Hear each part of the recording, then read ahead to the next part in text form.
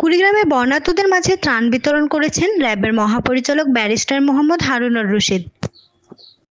রোববার সকালে সদর উপজেলার যাত্রাপুর ইউনিয়নে বন্যা দুর্গতদের হাতে ত্রাণের প্যাকেট তুলে দেন তিনি। ত্রাণ হিসেবে প্রায় 1000 পরিবারের মাঝে চাল, ডাল, আটা, চিড়া, মুড়ি, গুড় ও বিস্কুট সহ আরও প্রয়োজনীয় সামগ্রী বিতরণ করা হয়। এ সময় ত্রাণ পেয়ে অনেককে স্বস্তি প্রকাশ করতে দেখা যায়।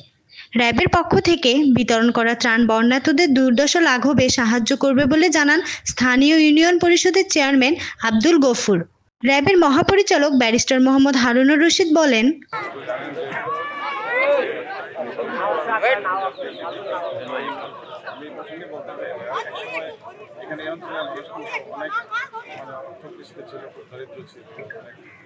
ত্রাণ বিতরণের সময় অন্যদের সঙ্গে জেলা পুলিশ সুপার আল আসাদ মোহাম্মদ মাহফুজুল ইসলাম উপস্থিত ছিলেন। মার্জিয়া মেধা, hello.bdnews24.com, কুড়িগ্রাম।